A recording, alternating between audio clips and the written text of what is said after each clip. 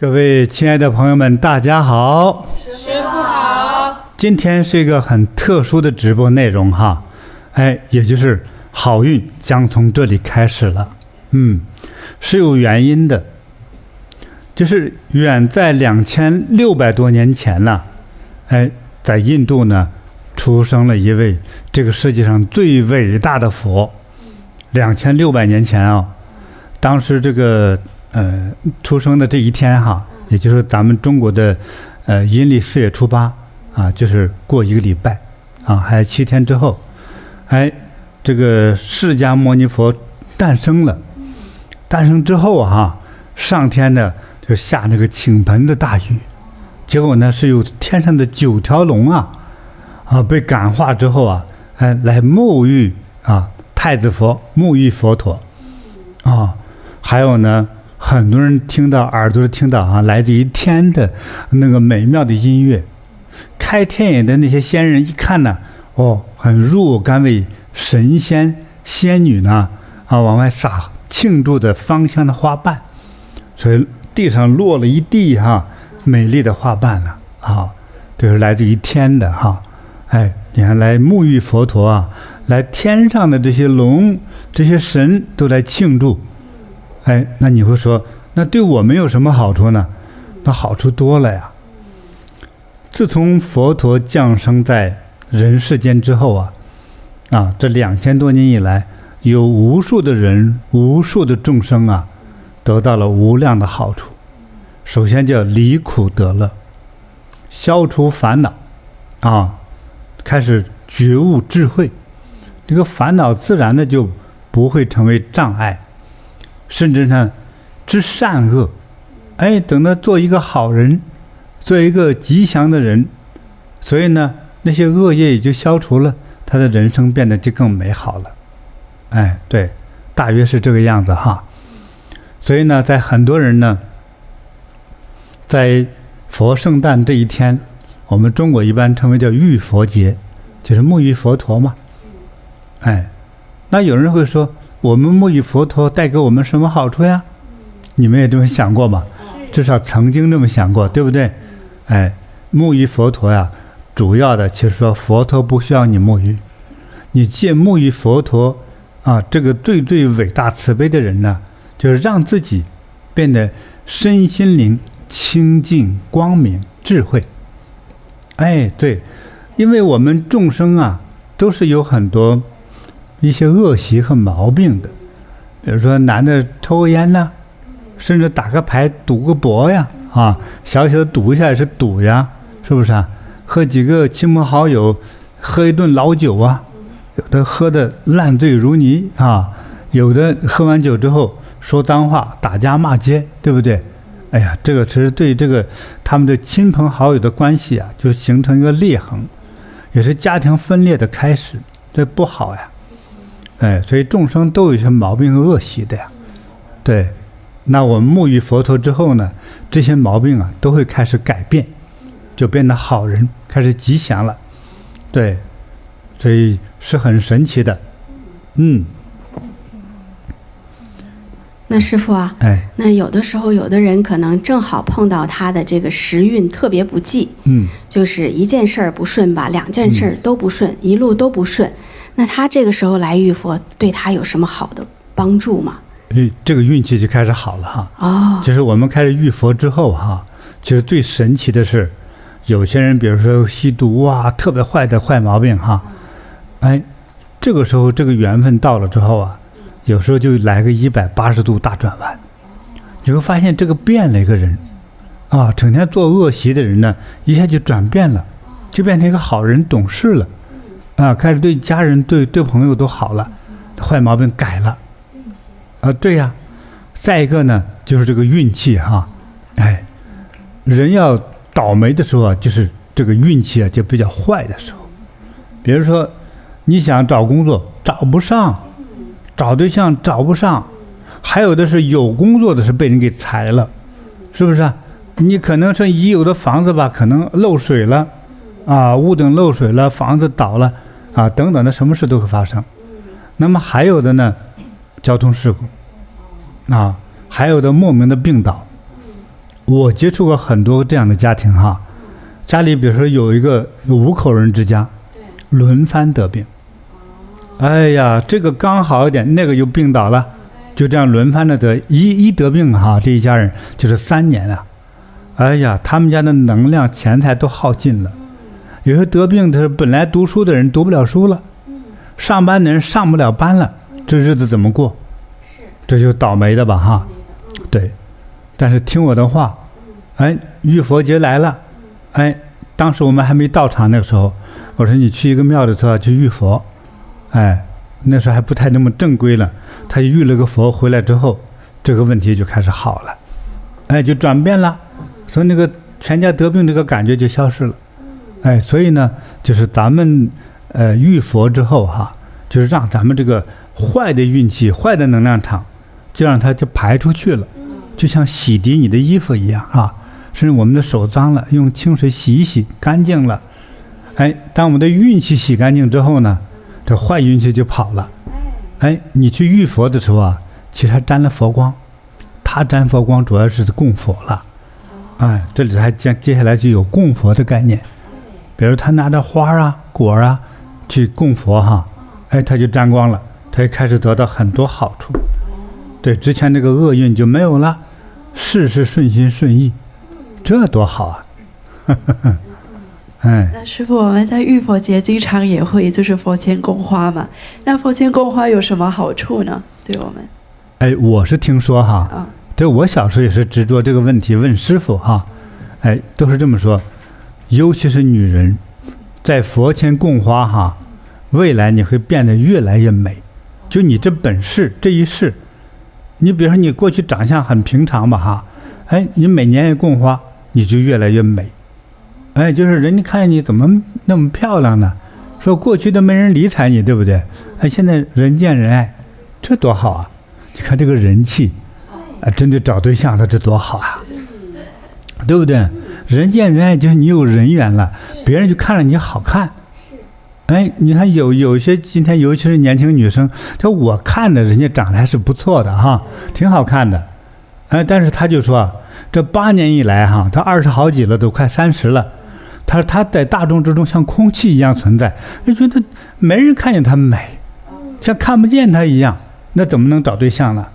对不对？我就说佛前供花呀。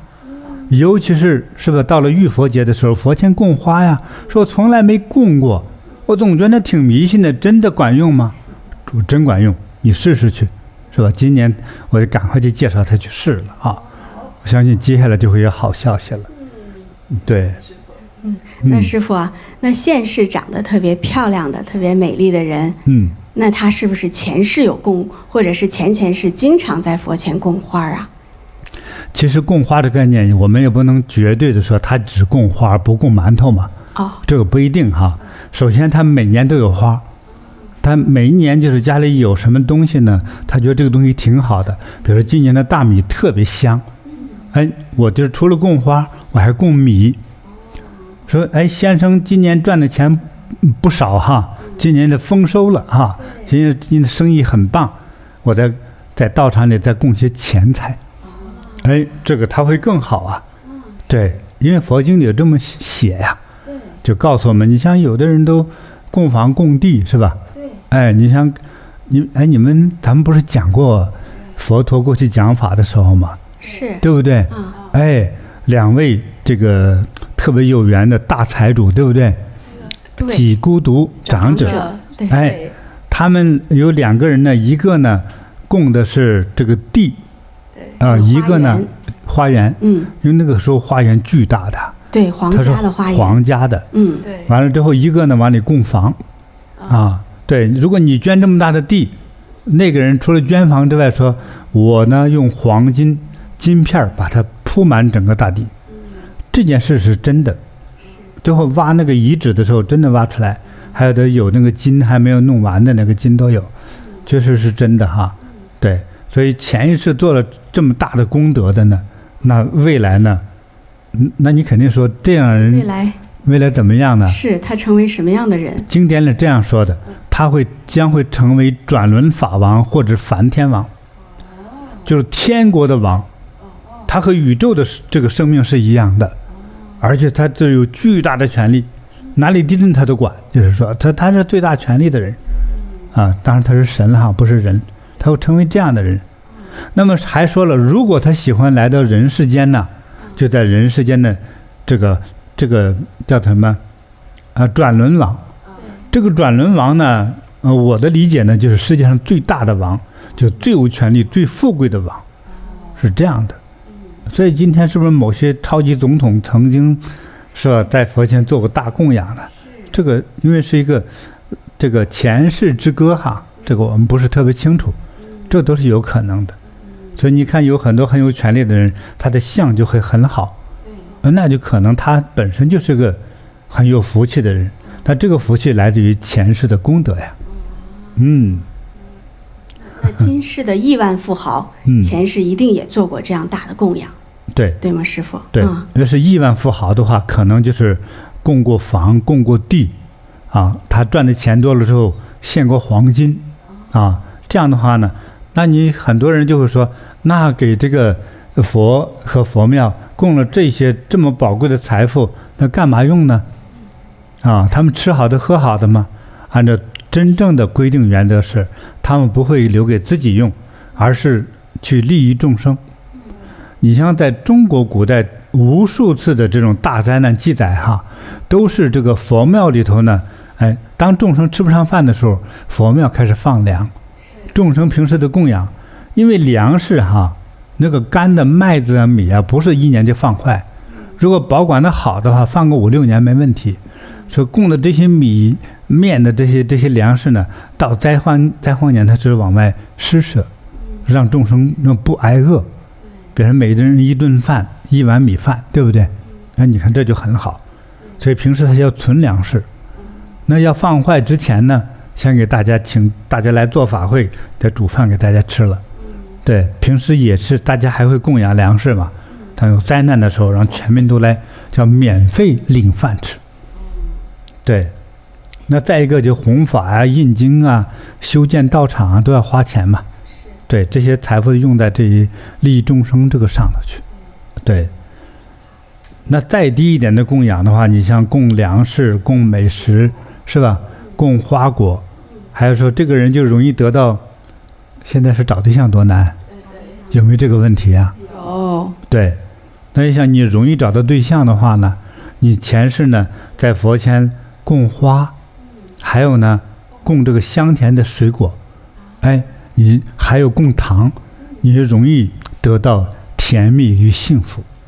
你这多好啊！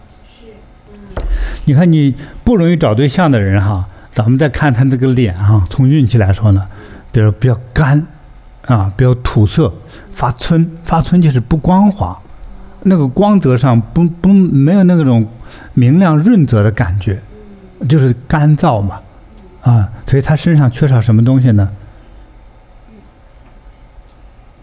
水分。那是美容家说的，缺少甜蜜，他心中缺少甜蜜的东西，所以这些人他平时也不会去关怀别人，知道吗？他少了对别人的关怀，所以你去供佛的时候呢，其实在提升着自己所以你呢开始去供佛，用这个美的甜美的美丽的这些物品与食物去供佛之后呢，但是你自己的运气你自己的脸就会能看到幸福，能看到甜蜜，像蜜一样润泽的那种脸庞，你的好运气就来了，桃花就盛开了。听着真开心呐，是吧对，真的是这样的。感恩师父把这个秘诀教给了我们。对，关键大家要知道，如果相信的人呢就有福了。所以再过几天下个礼拜我们全球各个道场都有浴佛节的活动，大家赶快去打听去了解，上网去查一下你那个附近的菩提禅堂道场。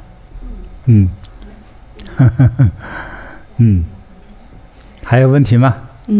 那师父其实就是刚才我们讲了供佛那么多的好处那我相信也是真是感恩佛陀能够其实是人生在世不如意十之八九，就是这一生中从年轻到老，其实是会遇到很多各种各样的难题和需求的。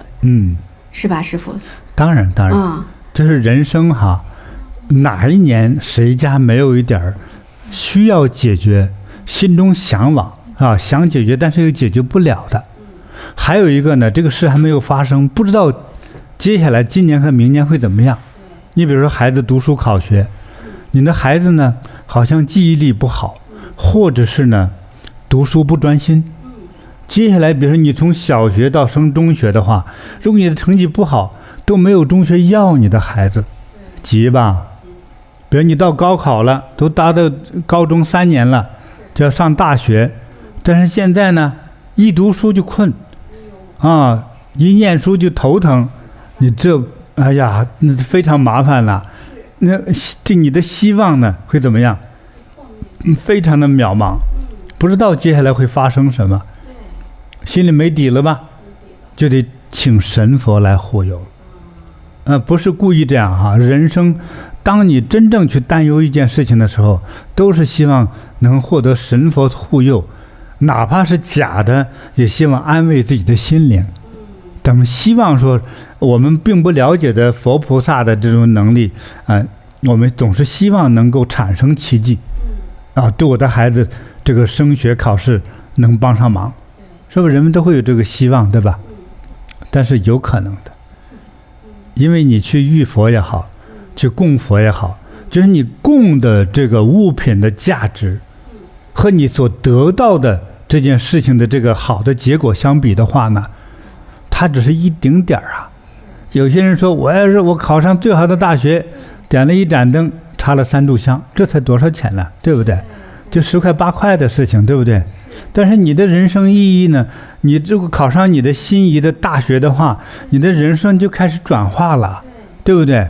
这个小鱼变成龙了，对，小鸡变成凤了，那什么级别啊？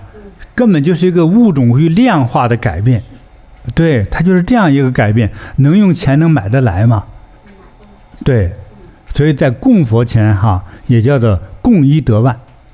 那不叫舍，而是供你花了1块钱，可能你得到的是1万块钱以上的这个美好的结果。对，佛给你的反馈给你的不是一个钱的数字，是很多吉祥并且用钱买不来的东西，对不对？你比如说你是吉祥的，但是你的别说你是某个人的话，比如说命中只到35岁就没了，对不对？但是你已经结婚有孩子了，全家人都希望你是吧？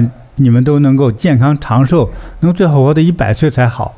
可是你30多岁就死了，全家就没有了这个人了，那能用钱来算吗？怎么算了？给全家人的伤害呢？那巨大的，对不对？所以某种情感与生活的不易和打击，没法用金钱来计算。但是如果也是点了7、8盏灯对，再插了3炷香，一共花了不到100块钱。如果寿命保住了，还活到86岁，这你说划不划算呢？咱们说大家做任何事情都在算成本呢，对不对？你也可以帮你这么来算一算这个成本，对，就是这样。所以你的付出的少，而得到的多嘛，对不对？那我就光知道的有那种大的这个生意人他在去签一个大的这个合同单的时候就是签到他那个单有8000多万的美金他到咱们某禅堂去发心才多少钱呢？我相信可能不到800块钱。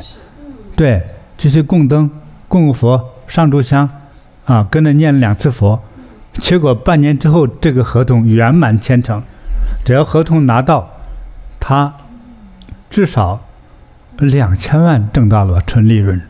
你看他付出才多少对，所以有很多时候吧，这个就是能够去供1而得万我们得到的根本就无法想象的，用金钱怎么去买对，就是这么好的一个回报，这种大吉祥、大幸运。感恩师父的教化。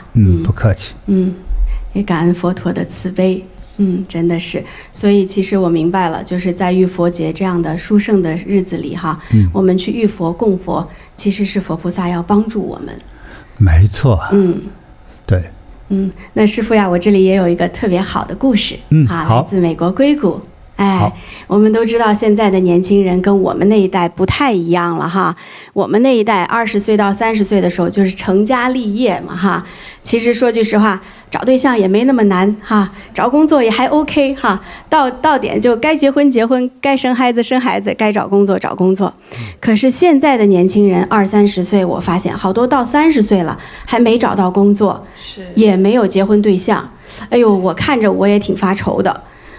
那这位硅谷的师姐呢，她就是在浴佛节为她的儿子做了一件事情，这一件事情就为她的儿子带来了非常好的事业上的运气。我今天就跟师父分享这个故事哈。她说：“师父好，我的儿子呀，他是有焦虑的倾向的啊。那去年呢，正好是儿子大学的最后一年，他就面临着要找工作嘛。那儿子呢，他求职路并不顺利。”当时啊，他在暑假的时候啊，其实他是有实习的工作机会的，本来做得很好，那家公司呢也有意让他毕业后啊转为正职，可是那个初创的公司啊就不巧在他毕业之前就倒闭了。那接下来的几个月，儿子毕业后啊就不停地投简历，一点回音都没有。眼看呐，这个毕业过后了还没有工作，他就很焦虑，整天愁眉苦脸。那在浴佛节那天呢，我就为儿子在佛前真诚地供了一盏灯，我祈请佛菩萨护佑他能找到一份好工作。结果5天后，儿子就收到了工作的录取通知，全家都为他高兴。前几天呢，他还告诉我，他很喜欢这份工作，也很喜欢现在的公司。对我来说，真的没有什么比这个更让我高兴的了。那到了今年2月份呢，儿子呢想边工作继续进修，他还想读一个硕士学位。我一听啊，我又马上到禅堂去给他供灯，祈请他呀能够顺利申请到。2周前，儿子收到了学校的录取通知书，而且儿子还说呀，公司竟然愿意赞助他的学费。当初呢，我只是希望他能顺利申请到学校，没有想到现在连学费都不用交了。在菩提禅修供灯的力量实在超出我们的期望，感恩佛菩萨的加持，感恩师父的加持。哇，太神奇了！我都忍不住笑出来了哈。没错啊，这太吉祥了。就这么好的事儿，怎么都落到他们家头上了？这有点像神话哈。是。但是真的就发生了啊！你得想不到，这个老板们也太大方了吧？老板太慈悲了。对，关键是我觉得这有一个特别爱孩子的这个妈妈哈，你看他有这个事儿的时候，他就有悟性去求佛，去点灯。这点完灯之后，一般想着点了和没点一样，就想着肯定也就那样了，可能就不了了之嘛。结果5天之后，工作就来了。工作没几个月之后，这孩子有更高的想法，还在读个硕士，并且呢，这个公司也给他出学费。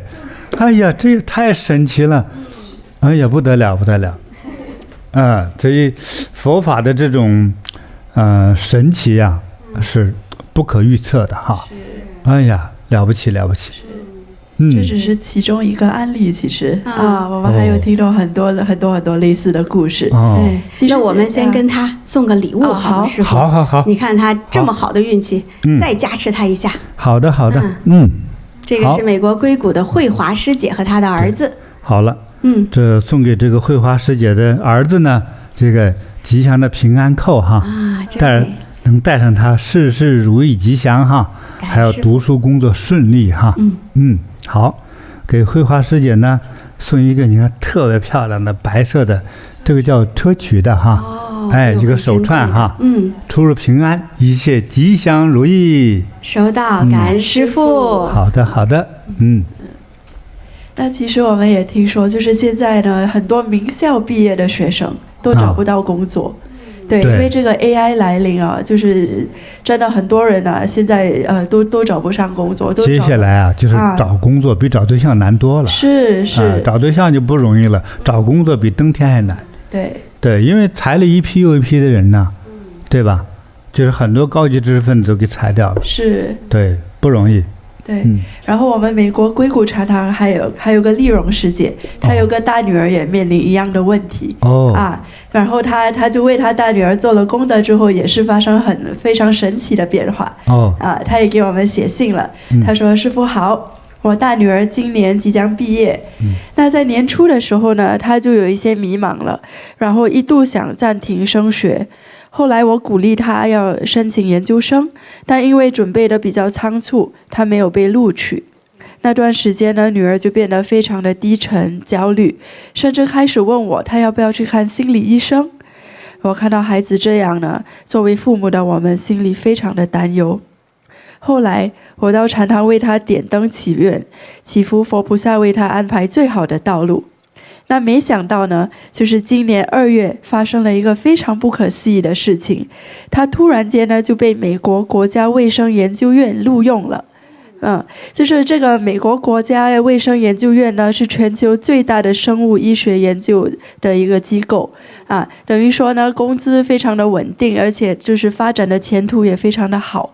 那他突然间就得到这样的一个工作的 offer 那就是更神奇的是，其实女儿呢，她没有主动的去申请在这个地方工作，而是这个工作自动就找上门来了。原来她的学校有一个毕业的学长，已经在美国这个国家卫生研究院工作，那边的导师特别的欣赏这个学长，然后呢就请他再推荐一个学生过去工作。当时有很多同学呢，因为时间安排无法配合，只有我女儿刚好要毕业，而且在寻找工作的机会，所以一拍即合。那位导师是国际顶尖的生物学教授，亲自与女儿线上面试，当场的录用她了。而我女儿也几乎没有犹豫，当场就答应下来。如今就业环境如此不容易，很多毕业生都好几年都找不到工作，女儿却能在毕业前3个月提前获得那么优秀、那么优质而难得的机会，实在太不容易了。我们内心充满感恩。女儿整个人的精神状态瞬间也改变了，原本从低沉焦虑呢一扫而空，她的整个人就重新有了精神与方向感，也不再去找心理医生的事情了。这个消息让我们全家又惊喜又感动。回头看，这一切都发生在我点灯祈福之后。那感恩师父，感恩佛菩萨的慈悲护佑。你给大家解释一下哈，就这个研究机构在美国是个什么样的机构呢？最顶尖的一个研究所。对，它是国家卫生这样子的研究机构。所以说就是全国最顶级的资金、最先进的技术都会给到这个机构。那在这个机构工作的人员，首先就属于联邦政府的员工，就是顶级金饭碗，就是最好的福利呀。无论是工资啊、休假还是退休福利，都是最好的。所以如果他女儿是一个特别热爱研究热爱这项工作的这样子的一个孩子的话，他真的是进入到他梦想的地方。就是从技术、从研究就事业的角度和经济的角度，都是最好的选择。对，没有比他更好的。是，而且他没有申请，这个工作就自己找上门来。这个真的太不可思议了，就是还有这么好的事。对，就是无法想象，无法想象就听了就是为他很开心就是在菩提供了一盏灯。太棒了，真的是感恩师父，感恩佛菩萨，太棒了。咱们也赞助哈，送给他们礼物。好，这太好了哈。好。送给这个孩子呢，你看一个粉色的平安扣祝这个丽蓉的女儿呢事事吉祥平安如意收到，感恩师父。这送给丽蓉这个吉祥的手串祝你事事顺心吉祥如意。收到，感恩师父。那我们刚才说找工作不容易，找对象也不太容易呀。对。所以现在很多年轻人都不找对象，养狗了，是吧？还真是。但是呢，我们禅堂的师兄师姐们哈，为自己的孩子在找对象上面哈，佛前供灯，也得到了很好的这样的收获啊。有一位在马来西亚的这个师姐，她就发来了一封贺信感恩信啊。她说：“我的儿子呢，今年30多岁了啊，30大几了。那儿子呢？”我邻居的孩子，我朋友的孩子，这个年龄都成家立业了。哎呦，我看着儿子一天天孤独寂寞，这妈妈就心里急呀，心里急。就有一天呢，正好也是浴佛节附近，妈妈就去他当地的禅堂为儿子供了一盏姻缘灯，祈请佛菩萨赐儿子一个好姻缘。供完之后，妈妈也没有多想。可是没过多久，儿子就遇到了一位特别心仪的女孩，两个人真是一拍即合，一见如故的感觉哈。谈了可能不到1年，今年妈妈发来喜讯，说两个人喜结良缘。非常感恩师父啊，感恩佛菩萨，让他的孩子能够有这样的幸福。哎呀，真好，替他们开心。感恩师父。哎呀，佛法这个神奇无处不在啊，他照顾到方方面面的。哎呀，真是了不起。其实我觉得他尤其是特别照顾到那些看似比较弱势的孩子们哈。对，让一个看似不可能的各方面都弱的人会变得有了自信。我记得你说过一个考驾照的一个小孩是吧？是的，师父。他考了7、8次考不上。对。那怎么回事？给说一说。我跟师父讲讲哈。这也是来自多伦多的一位小姑娘，20多岁，她叫 Karen 也是好几年前我认识的她。对。当时呢，她正好大学毕业，找了一份很好的工作。对。那这个工作呢，离家有点远，就需要开车上下班。其实，在北美的大城市，开车上下班是很正常的。对。几乎人人都开车。是。可是这个事儿呢，就让这个女孩很犯愁。为什么呢？因为她连续考过8次这个驾照的路考都失败了而且呢，还经历了先后换了3次教练最后一位教练呢，就是在他第8次考试失败的时候无奈地对这个女孩子说说孩子，你听我一句劝吧，你可能真的不适合来考驾照还是别考了。哎呀，就听到这样的话，你说心里多难受那其实也不是女孩技术不行，平时她练车的时候还是可以的，开得不错的。可是，一到考试就掉链子就是一到要路考的时候，那个考官坐到副驾驶，考官一坐，怎么感觉就给他按了暂停键似的，他全身就停电了，就瘫痪了，脑子也不动了然后呢，有好几次就是那个车还没有出那个考试的那个停车场，考官就叫停了。说 fail 了，就是一看他这几个动作，这个错的太明显了，这出去还不得出人命就这种感觉，就是你不要上路了，就这样所以女孩也是因为这个事情都忧郁了那这眼看马上就要工作了，也不会开车，在北美这么少见，妈妈就替她着急。后来正好在浴佛节附近，妈妈有个邻居是在多伦多禅堂做义工的一位师姐，妈妈就正好那天跟邻居说起了女儿这个让她很烦恼的事情。这邻居师姐就说，要不你来我们禅堂，正好浴佛节了我们庆祝佛陀的圣诞，多么的吉祥你来去浴佛呀，供灯除晦气说不定就对女儿有帮助呢。那母女俩一听，有这么一个很好的地方，那我们也去试试吧那浴佛节当天呢，他们俩就欢欢喜喜的来到了多伦多禅堂。当时他们一进禅堂哇，禅堂里熙熙攘攘都是人，然后他们就看到很多人排着队在等待，非常恭敬非常欢喜的在浴佛。当时母女俩就被当时那样的气氛感染到了然后女儿呢也就学着大家，就是很欢喜很恭敬的舀了一勺这个清水轻轻的从这个太子佛的肩膀上这样子倒了下去。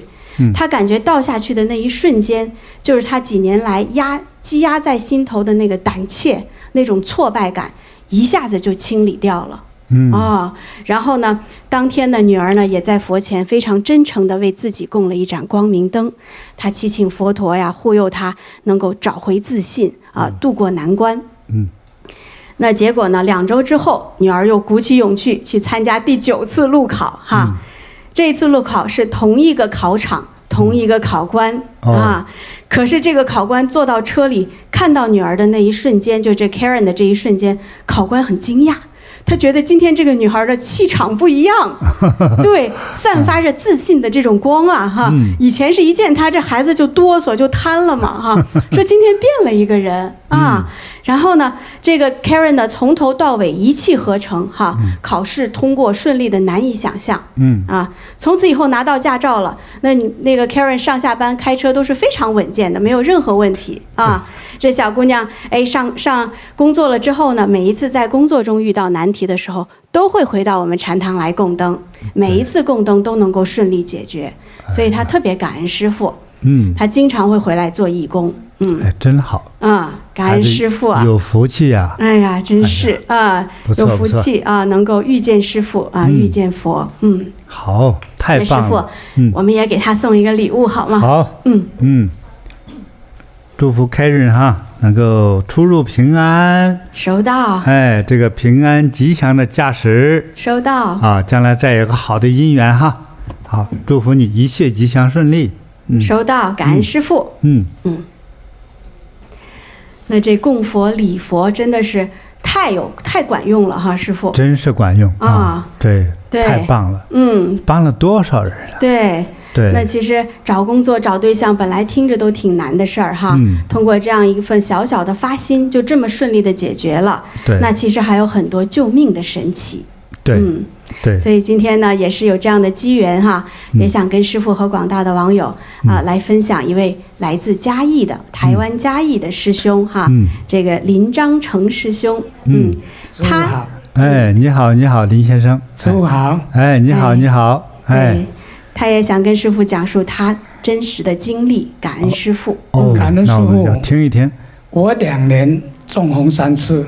2年中风3次。对。哇，这么高频率啊！而且刚好都很严重哎。2年中风3次，当时最开始中风是多少岁呀？64岁。54岁。 54岁。54岁第一次中风。对啊。对，那师兄也是2年中风3次。中风后，其实你当时情况是很差的，对不对啊？对。中风以后就是怎么都动作都做不出来了，连讲话也不清楚。而且那个伤到那个语言神经哦，就是你想讲，没办法讲，一直不出来。你刚才说就伤到语言神经了。对。就想说不了。对。哎呦，就是这个大脑指挥不了嘴巴。对。这样子持续2年。对，2年也是。2年以后，都第2次遇到中风。是我们来慢慢说这个哈，师兄。对，他也是2年中风3次，当时的情况是，第3次中风之后是全瘫的啊。全瘫了。对。然后给家里造成了很大的负担。那一定啊。是，那也是自己其实也有过轻生的念头。对，因为太苦了。太苦了。你本来活蹦乱跳的，行动自由，对不对？你突然间动不了了，而且说也说不出来。对。那太痛苦了。是。对。所以他要不是来到菩提，真的今天甚至是说他自己上厕所都不容易吧？非常不容易。非常不容易。感恩师父。所以那我们来从第1次中风，54岁那一年讲起哈。好。当时是一个怎么样的情况呢？当初是我在上班呢，在公司上班，上班的时候就感觉到头眼晕，然后又开始痛，痛到一直吐啊，头晕头疼想吐，一直吐。想呕吐的感觉。对。然后我跟老板请假，老板说你赶快回去看医生。老板挺好。但是我去看医生，那段期间刚好是诺罗病毒流行。是一种流感病毒流行的时候。那个症状跟中风一样。哦，症状和中风是一样的。对对。啊。哦。那个医生说，干脆打个针，吃个药，应该会好转。当流行病毒来看。对。哦。结果到了呢，回去都叫我说，不要吃稀饭就好了。吃一吃，然后到了傍晚，我老婆一下班了，怎么突然动不了？就动不了了。对，到傍晚的时候就起不了床了，动不了了。我赶快叫我老婆送我去医院。哎呀。然后就去经过医院治疗。结果就去医院了。对。去医院了，住了100天。第一次中风。第一次中风是住2个礼拜。住了2个礼拜啊。这是100天，是第2次中风。第三次。对，第3次中风。对。哦。第一次住了2个礼拜，出院的时候情况怎么样呢？恢复得很好。恢复得很好。第一次。就恢复了，差不多。对。第二次是碰到那个实习医生。第2次是什么时候发生的？多长时间之后？第一次的2年之后。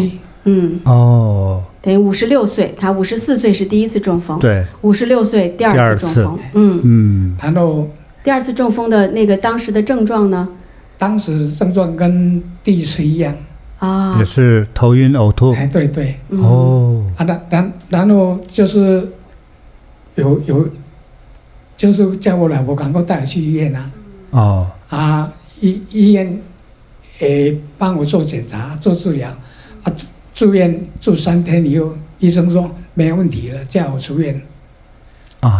第2次中风，医生检查之后说没什么事儿，然后3天之后就让回家了。结果呢？结果回来两个礼拜以后，刚好我们公司清明节放假。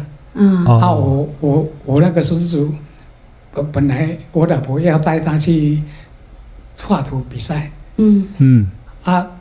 他们说要骑车子去，说干脆我开车带你们去好了。到会场以后，突然感觉到又人不对劲就是又左右开始晕了。我就叫我老婆赶快出来，我好像人不对劲。回来以后，我在车上就叫我老婆赶快打电话给叫救护车。然后我到家以后，救护车已经来了。那个时间刚好车子停好，人整个都瘫掉了。就是你自己开车？对，我自己开。你会出现那个身体不方便吗？就是没有动作就要踩刹车，比如刹车加油都踩不了。对对。至少是很艰难，对不对？对。但是很不容易开到家。对呀。哎呀，就这其实挺危险的，他已经中风了，还在开着车。对。也就怕正在开车过程中是发病。幸好还聪明，先叫了救护车。对。到你家等你。是吧？对。我到家以后，整个人都瘫掉了。就动不了了。对，动不了。就把你抬上车送医院了。对。然后就是医生就做过特别安排，让我住100天呐。住院100天。住院了100天。结果呢？好了吗？住院之后，出院的时候是个什么样的情况？出院回来还是每天还是要靠助行器呀。助行器。比如说推一个小椅子。猫字形的那个。猫字形的。走路。那助行器那太不容易了。对。你当时走路应该很缓慢。很缓慢，很难走的。很难走。如果走5米的话，需要几秒钟呢？根本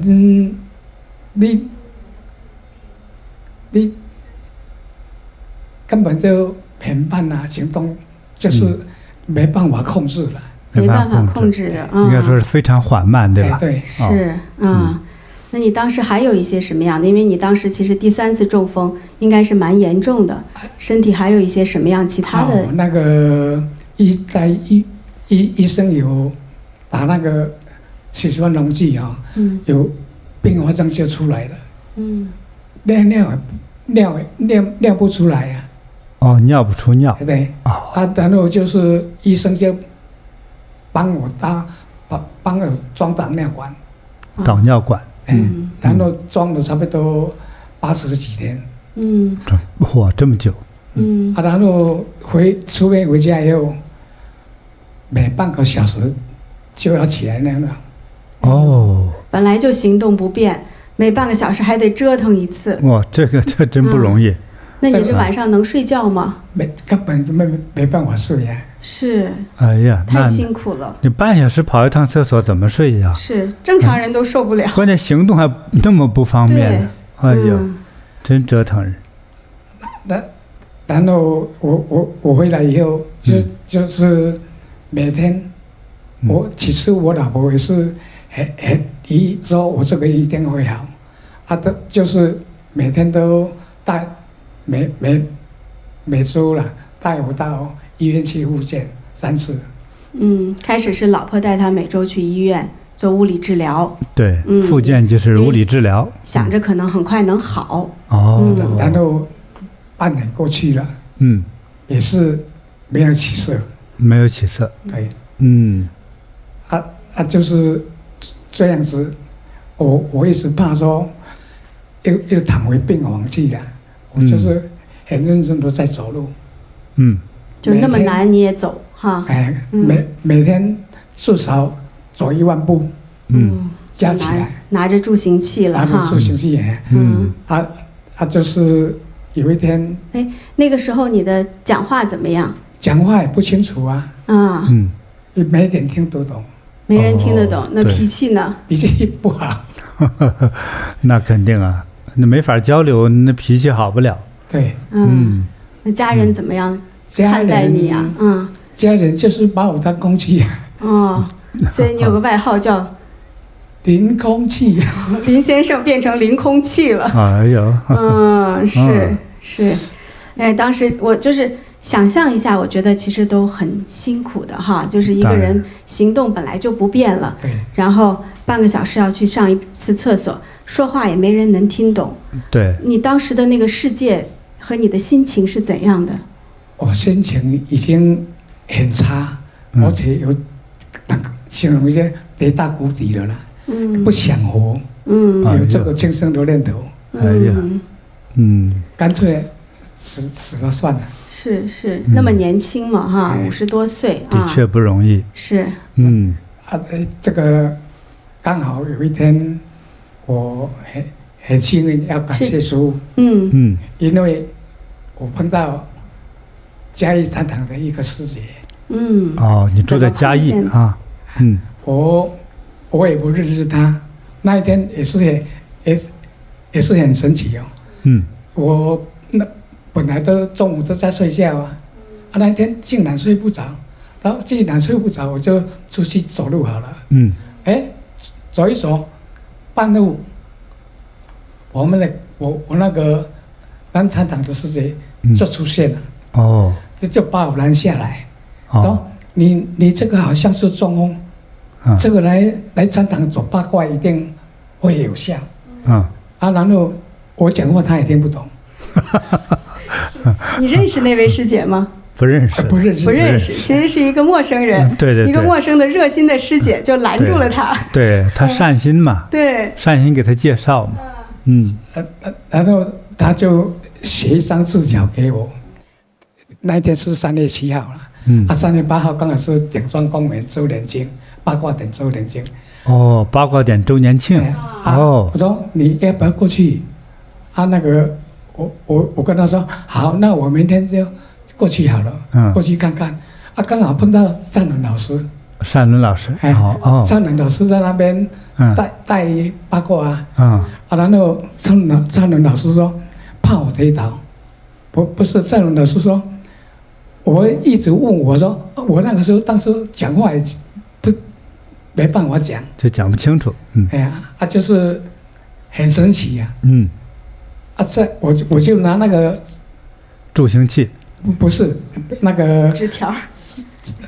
师姐给他写的那个纸条，拿个纸条上面写着师姐的名字和电话嘛。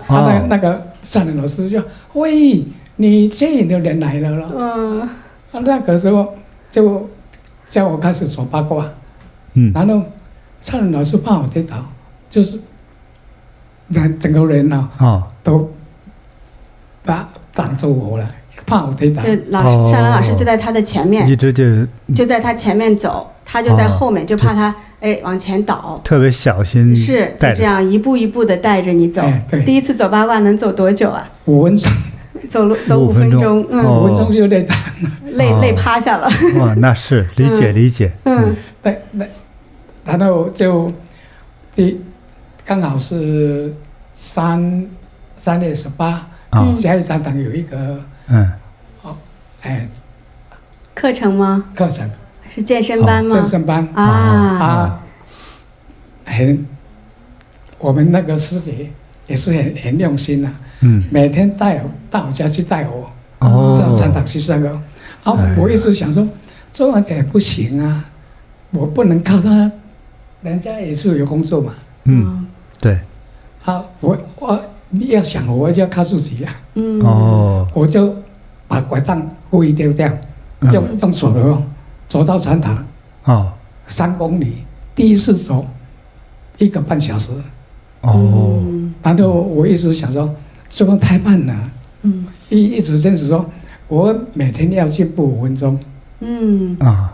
就这样子，这个训练也出来也是蛮有效的。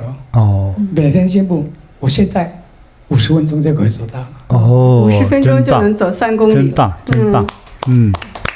然后我每天去呢，每天去禅堂，去禅堂练功。对然后到大概多久以后有效果了？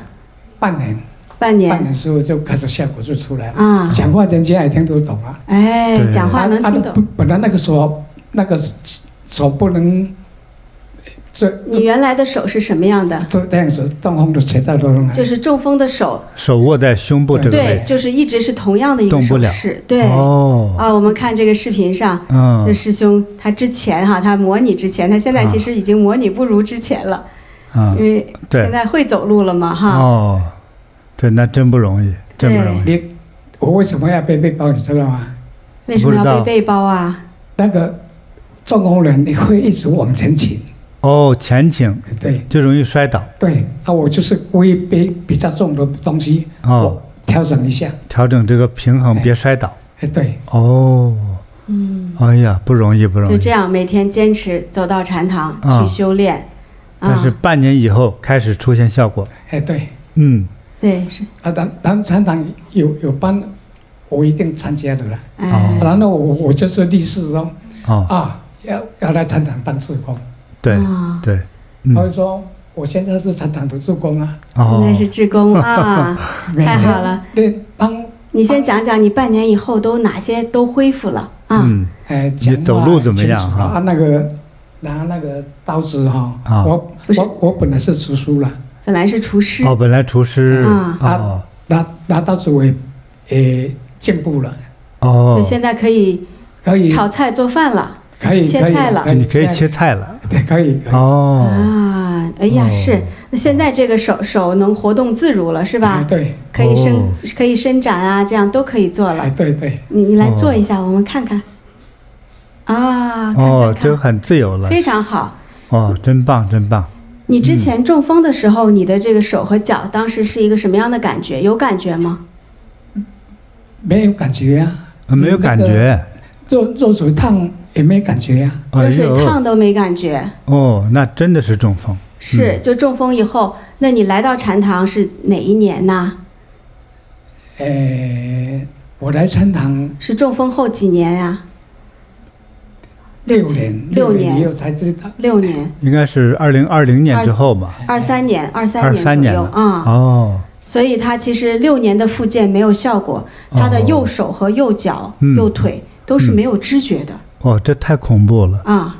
因为这么长时间的话，如果没有知觉哈，就好像说的有点难听，那块像一个生木板子一样了。没错，我觉得肌肉都萎缩坏死了。对对对。啊，对，那太危险了。就这样的情况来修炼了半年之后，手就可以活动自如了。其实就是等于就是手重新生长了似的。这么的康复的人不多哎。啊。对，他这个太棒了。我那个复健科的医生看到我去哦，他也吓一跳。吓一跳，想象不来，因为6年复健没有效果，就基本上没有机会了。你吃了什么仙丹妙药啊？我跟他讲说，我来学习禅修。医生他们这一套他们不信啊。但你让他们相信了哈，对你的亲身经历，真的。现在师兄也能走路哦，哎，我们看看，他现在也可以走路到禅堂，走50分钟，走的还蛮好的哦。这是他现在走路，你看，虽然没有完完全全像正常人，但是能恢复到现在已经非常棒了，已经是奇迹了，奇迹了，真的是奇迹了。你的右脚已经有知觉，也能抬起来了，对。走得很好了，真的是挺好的，很好，不错，哇，鼓掌，感恩师父，很棒，哇，你真幸运，那你之前那个，就是每半个小时要上一次厕所那个，后来也好了，是不是？现在已经不用起夜了，晚上不起来了，哇，这太棒了，就是你的这个肾气能量已经非常充足了，否则的话，你这个年龄哈，晚上去个2、3次都属于健康的，你现在晚上都不用起来，肾气十足，很棒，太棒了，感恩师父，这都是修行的作用啊，那你讲讲每一天你是怎么度过的？现在现在每天早上就去走2个小时的八卦。几点钟开始啊？3点钟。早上3点。3点开始走八卦。和我小时候一样。哇，走2个小时，然后呢？然后回来吃个早餐。就赶快去禅堂啊。赶去禅堂。去禅堂以后，看禅堂需要什么工作我能做的。第一个是到禅堂的话，就是先找活干，真找活干，去禅堂做义工。对，太棒了。你这个很有悟性哎。很棒。然后呢？感恩师父。我今天能获得第2次的重生，真的是非常的感谢师父。你与佛有缘了。感恩。恭喜。收到。太棒了，就捡回条命哎。要不然之前这个太难受了，对，真是不容易哈。对，已经获得重生了。真是哈。那你还有一个愿望是不是啊？对，我第一个就是当禅堂的永远志工。永远的志工。哇，太棒了，恭喜哈，很好的愿望。还有，早日康复然后再。如果碰到像我这样的人，赶快的把他们渡过来。这个想法很伟大。很好。感恩师父。感恩师父。好，也感恩林先生今天的分享哈。感恩，很棒哈。希望你能恢复到和年轻20岁的时候一样哈。收到，感恩师父。对，今天送一点小礼物哈。咱们这个菩提的普洱茶呀，特别好。能让人哈通经活络，健康长寿，还能减肥啊！收到。对，再送你看这是什么东西？这是什么？柿子。祝你事事如意，事事平安。收到，感恩师父。好。太好了，感恩师父。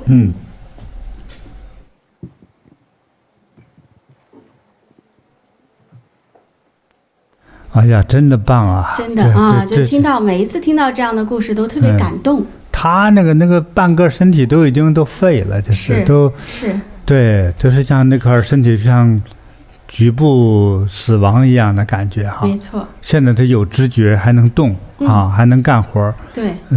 了不起。是，当时我跟嘉义禅堂有问他们那些师兄师姐哈，说这个师兄刚来的时候，那整个人的气色就是灰黑色的。那肯定啊，那身体堵住的呀。对。而能量耗尽了。是今天真的是就是容光焕发哈，对，讲话也是非常有信心哈，有气力的，而且还找到了这余生的最好的工作。是，是他整个这个康复啊和现在的效果真是很棒。所以他这个腿没有完全那么恢复哈，但是他的体能哈比20岁的青年哈甚至还会更饱满。真是，因为他晚上睡觉都不用起夜了。对，这一点是很多人做不到的。每天来回走50分钟，很多人现在也走不动啊，走不动，年轻人也走不动，他走的雄赳赳气昂昂的。他在禅堂还为大家服务一天呢。没错半夜3点起来走八卦。对，但是这个3点起来走八卦，如果他不是得这个病，他也没这个信心，对不对？谁不想多睡一会儿好啊？对吧？还是这个病给逼的也是。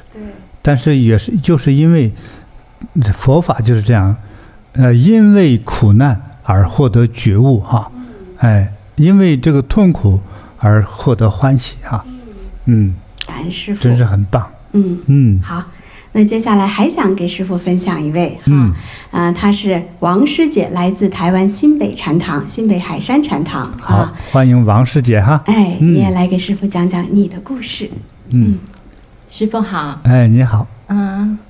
我讲讲我的故事。我从小呢，是过得很辛苦。我来自一个很贫困的家庭。那我的父亲呢，他从事的是一个基本的公职的工作，收入很少。那我们一家有8口人，那常常呢，一个橘子要一家人分。哎呦，对，8个人要8个人分，那确实不富裕。是。那父亲呢，他因为想要多赚一点钱，让我们过上好的生活，所以想方设法的要赚钱。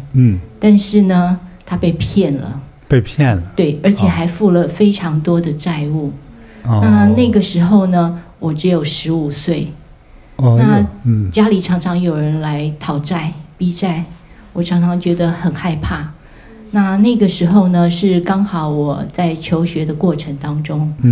那所以我必须要自己去赚取自己的学费，还有生活费。那过得非常非常的辛苦。那因为体质也比较虚弱，白天上课，晚上还要兼好几个差。那其实在我的心中呢，很羡慕跟我同年龄的同学，他们衣食无缺，那又无忧无虑的过生活。我心里常常在想，我们人为什么要这样活着？好辛苦啊！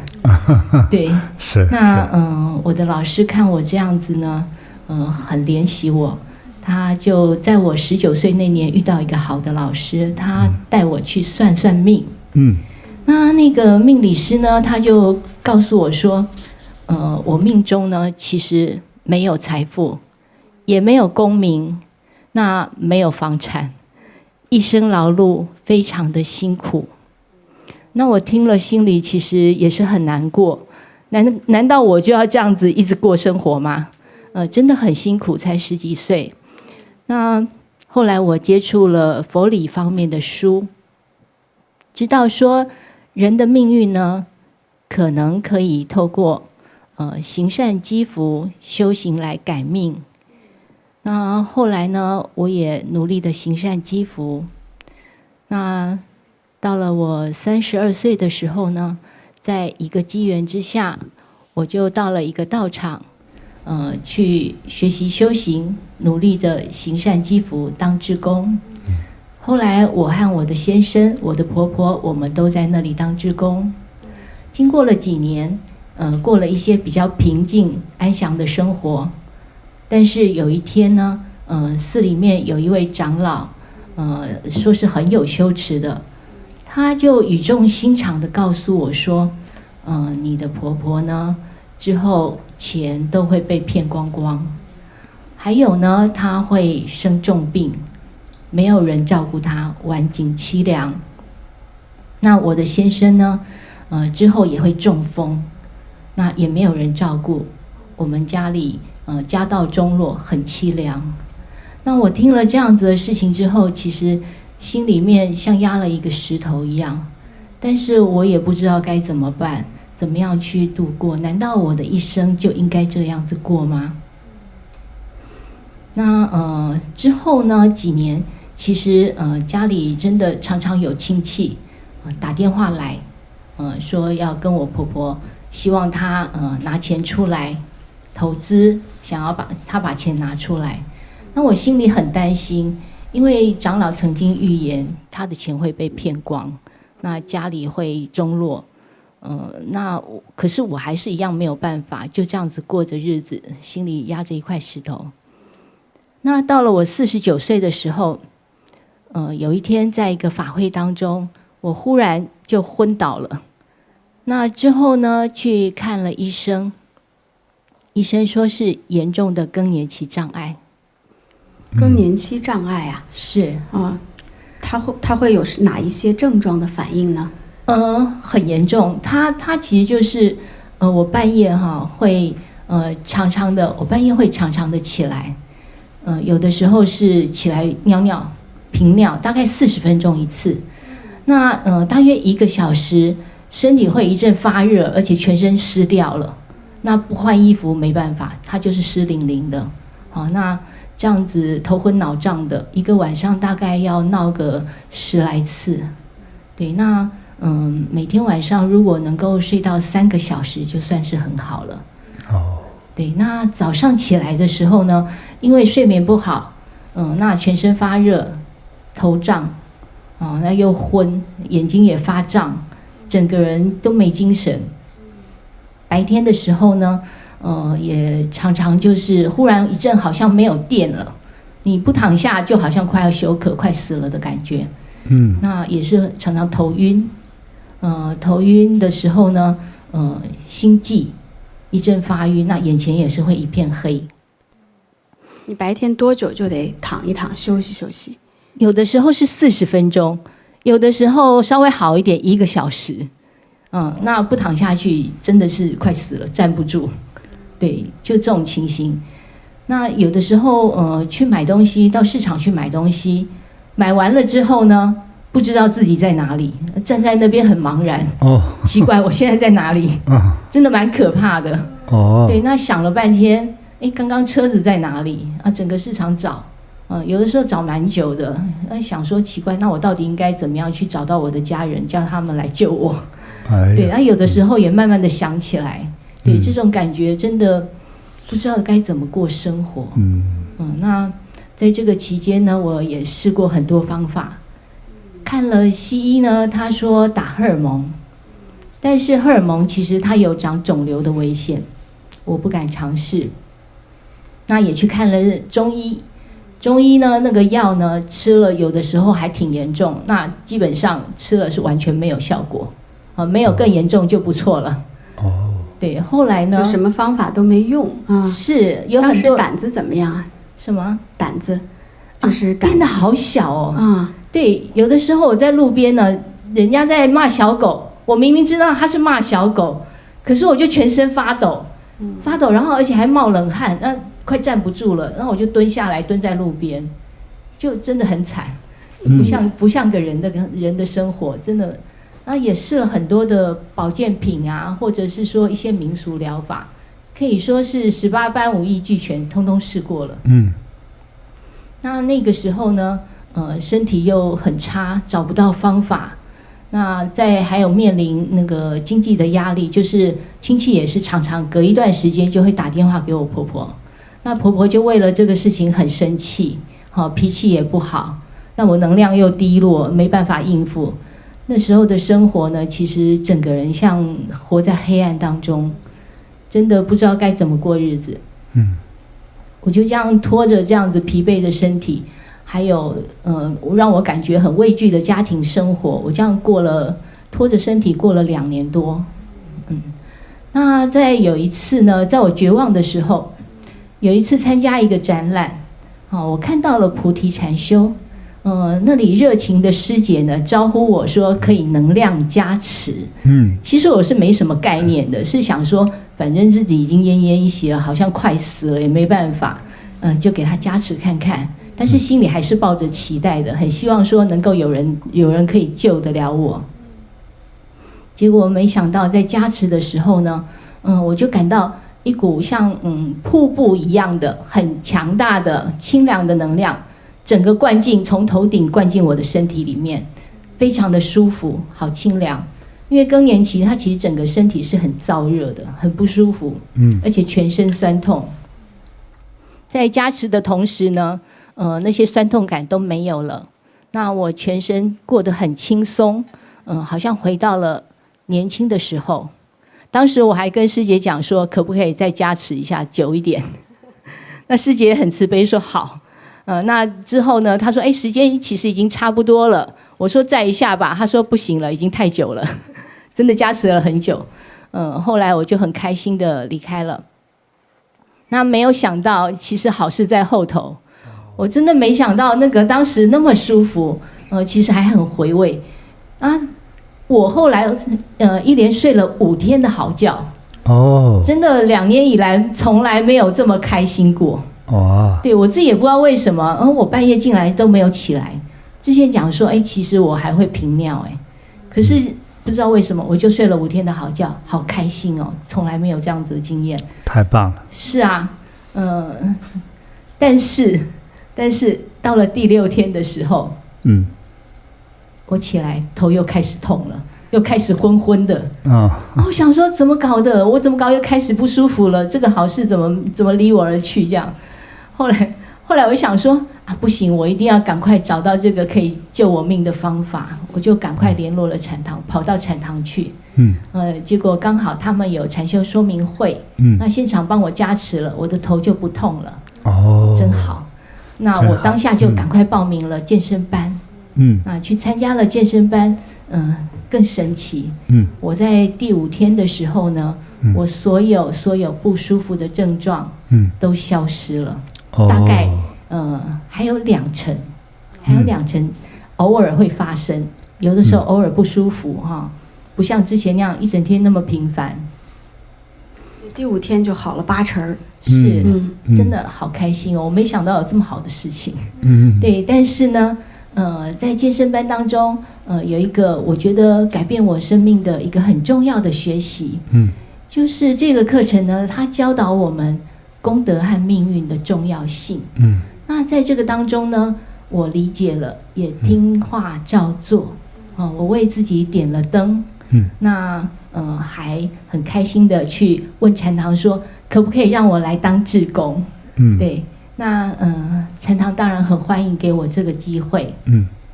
那之后呢，我就不断的在禅堂参加每一个课程和活动。那也多做功德，点灯当志工。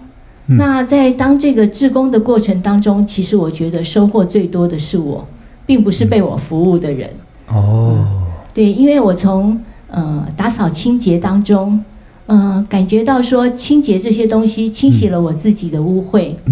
那还有到香积那边去服务，看到每一个众生都能够吃到饭，我觉得好开心哦。那又在前台服务接待，让每一个刚进禅堂的人能够欢喜的喜欢禅堂，进而在禅堂获益，我无比的开心。之后呢，我还到法务去。在法务其实也是最幸福的，能量充满，里面都是宝物，它是个宝库。对。那后来呢，也还在课堂上面当助教。之后呢，更获得了提升的机会和学习的机会。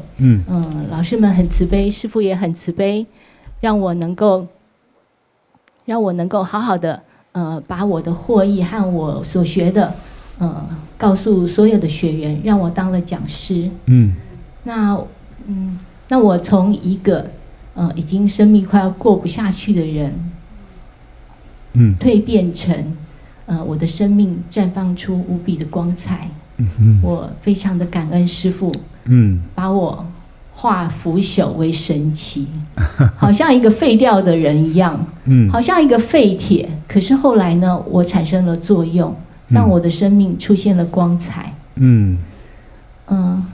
大概多久？就是你健身班第5天就好了80%嘛，是吧？后来大概多久，所有的这些症状都消失了？我不断的参加课程，和积极的当志工，努力的学习。那大约经过半年之后，我所有的症状都消失了。太好了。那你就是之前我们也讲到了，小的时候18岁有算过命，长老也有算过命，后来这个情况有没有改变呢？就是我好了之后呢，其实在这期间，亲戚他其实还有常常打电话来，还是锲而不舍的想要把我婆婆的钱给挖出去。那但是呢，这次我跟以前不太一样，在以前的时候呢，其实常常为了这些问题呢，跟婆婆产生关系紧张，家里的气氛不好。那婆婆也听不进我讲的话。但是我经过学习之后，我的个性改变了很多。师父教导我们慈悲和柔软，还有宽容，用同理心去体会别人。那我把婆婆呢，当作我自己的母亲，尽心尽力的孝顺她。那慢慢的，我们的关系改变了。那忽然我也为婆婆点灯，为她念佛。每次呢，亲戚只要打电话来的时候，我就赶快点灯，对，祝福我的婆婆，希望她充满光明，能够有智慧的选择。那之后呢，慢慢的他们也不再打电话来了。那忽然有一天，我婆婆呢，她就把家里的财物都交给了我。对，那我心里很惊讶耶，不是应该她怎么不交给自己的儿子呢？是我就是这样想，怎么搞的？她交给了我，我是媳妇一般都是交给儿子嘛。那我就问我婆婆说，你怎么不交给儿子？为什么交给我？她就说，你比较能干，能办事，交给你我比较放心。你婆婆做的对。关键你看这个时候出现2个结果哈，一个是算命人算的，她婆婆的钱会被骗走，之前那位长老说的，对吧？是啊。现在在你的这个保护下，这个婆婆的钱财没被骗走，并且把这些财产财富都交给了你。哇！是常年压在我心头的一块大石头，对，终于落下，它就忽然变轻松了。对真的很感恩师父的护佑，感恩佛菩萨的加持。我除了呢，就是财务方面呢，心里落下石头，但是呢，我在这个当中，其实我学习到了很多。对。那之后呢，我婆婆慢慢年龄大了，她出现了一些现象。经过诊断呢，她是得了阿兹海默症，就失智症。就是老年痴呆嘛，哈。是，老年痴呆。那我还是一样，细心的照顾婆婆。那连续的帮我婆婆点了大莲花灯。因为我想要给婆婆最好的，希望她少受苦。对。那感恩师父的护佑。我的婆婆呢，在生病的期间呢，真的很少受苦。对，她每天呢，其实她之前脾气变得很坏嘛，那但是呢，我帮她点了灯之后呢，连续的点，她的脾气变得非常的好，那像小孩子一样，那不太受苦。那整个失智的过程呢，她的病程缩得很短。最后呢，她慢慢的失去了一些自理的能力，躺在床上。但是她每天还是像小孩子一样笑眯眯的。那非常的好。那我还是一样持续的为她点大莲花灯。直到有一天清晨呢，我们看到婆婆呢，在睡梦中安详的往生了。她的面色非常的红润安详。那空气当中呢，我们还闻到淡淡的香味。全身柔软，非常的祥瑞。这可能得到佛菩萨接引了，感恩师父，才会有这样的香味，有这种安详。是感恩师父。那有一天呢，我梦到了我婆婆。她变年轻了。而且非常漂亮。对的。那他用意念呢，就告诉我说，我现在在一个很美妙的佛国净土，很开心。但是呢，他还是用意念在传达我功德。对，功德，我就很清晰记得2个字：功德。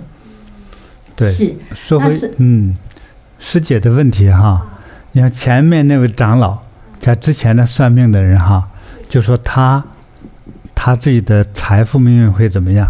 命中无财，命中无财，无产。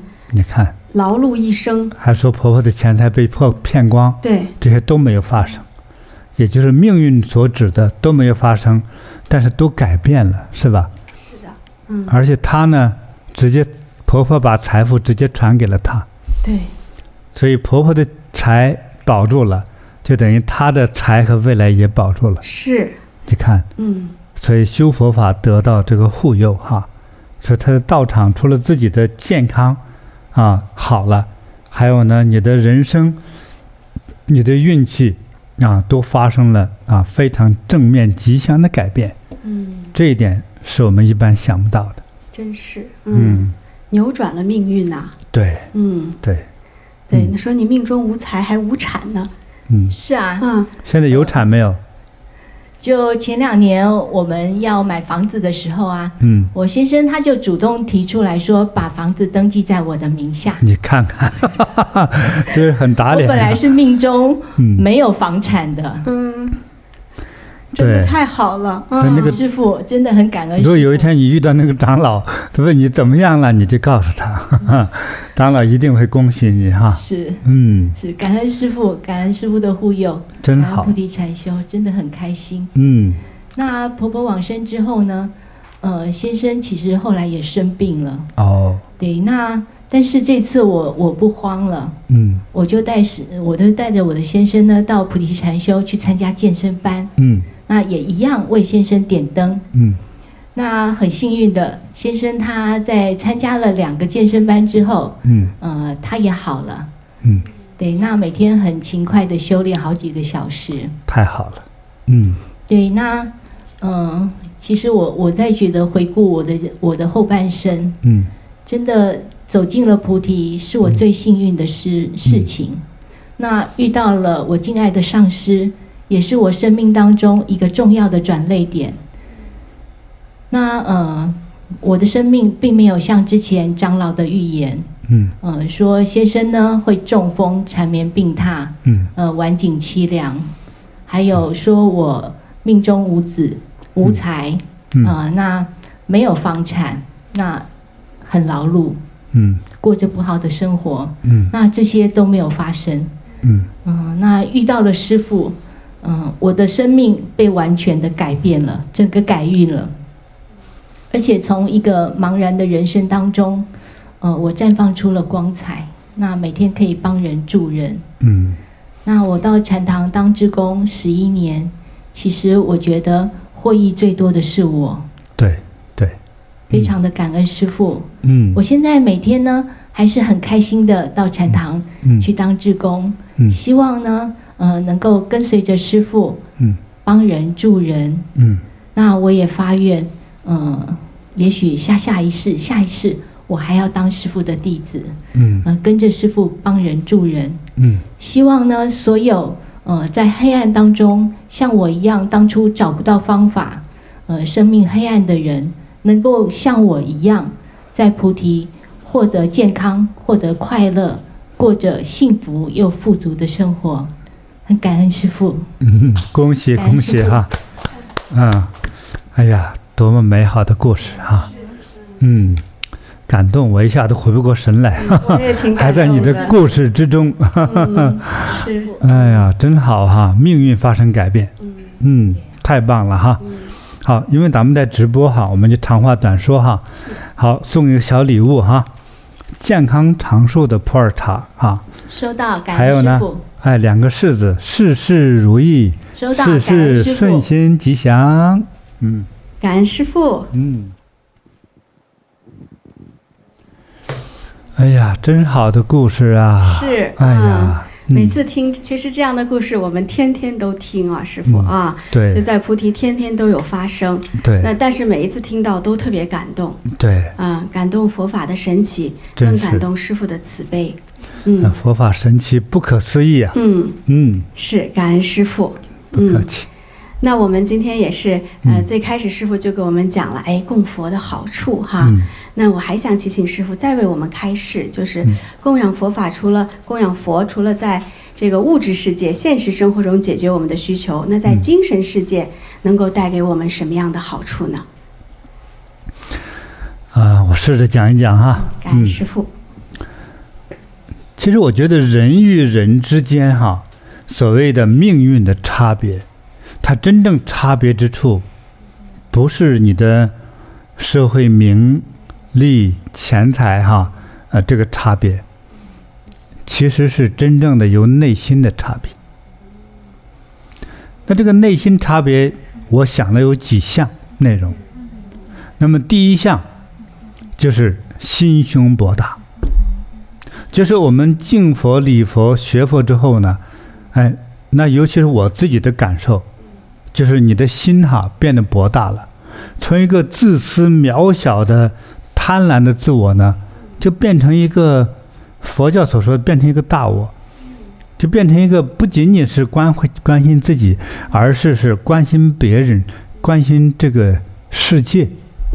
我说的不夸张哈，是我很小年龄的时候，我想的就是地球的事、众生的事，好玩吧哈？就学了佛之后，让自己的心胸就由一个自私的狭小的那种，一下变成一个关心整个世界的人。所以我觉得有着第一个这个收益和变化。对。我就发现师父哈，我们经常特别烦恼的时候，都是因为我关注了我的这个得与失啊，对，就是会计较的时候就会老产生烦恼。那是不是心胸变大了，烦恼就少了？没错。其实可能我面对的类似于烦恼的事件，其实可能还会发生，但是呢，像我这种烦恼来的时候，是觉得一下一听到这个事情，就觉得哇，对我来说这也是个天大的事情。但是我很快我会静下来，我不会去慌，不会去乱。我静下来之后，第一个提醒自己的就是，哎呀，太好了，又一个学习的机会。我开始学习，用个学习的心开始观察自己的这个情绪，观察自己的那个意念的一个小小的意念头的发生。我看这个变化是慌乱了呢，乱了手脚了，还是改变了自己做人的原则了。我开始好像有另外一个自己观察自己，来审视自己的整个情绪和思考。好玩吧？好玩。就是这样子。所以就是说，我在观察自己的时候，其实就是很好的在提醒自己啊。无论怎样，我的做人的方式，我的所谓做人做事的原则不会改变，就是这样。所以也因此呢，也不会去特别担心这件事情。到这个时候，还有一种心态叫做大无畏，简单说叫做无所谓。这是我学习这里观察的。看似洪水猛兽来了，我要观察到我心不乱，我既不想逃跑，我也不是勇往直前，我是静静的观察自己的情绪的变化，尽量控制到处变不惊。就学习这样的一种心。所以我把这种看似不好的事情发生，就当做又是一次学习。好玩吧哈？那么第二呢，学佛之后啊，会变得富贵。这个说的不是我自己哈，就是我的总结，看到我们芸芸众生的变化。这个因为我们一个小我的时候比较自私啊，就我就发现有很多比较有明显就吃药到忧郁症的朋友们，很多时候让他非常痛苦和他非常关注那个点都是说他骂我了，他摸了我的狗没经我同意，我很生气还有他家的狗比我的狗漂亮，我很生气，这都是一个就自己的一个很小的一个点，很小的一个事情，就是开始闹脾气，就有情绪。还说你看我来这个公司哈，我干了20年，可是新来了5年的一个同事，他的工资就比我高了，他的名分地位也比我高了，我气呀，我气得2个肋下肿胀的不得了，晚上胀得肚子都睡不着觉。你看在乎的都是一个我个人的利益和得失。当我们开始懂得去供佛那一刹那的时候，就是你当把哪怕是1块钱或者用2块钱买来的一束花啊，开始去供佛，就是把你的财物去送给了别人，或者送给了神，或者送给了佛，你可能也是第1次和第2次，但是就是这样的一个改变，就让人就富贵了。对，你开始把你的财物和觉得有价值的东西给他人分享，人就会变得富贵。这个富贵呢，首先就是在精神中的一种富贵感。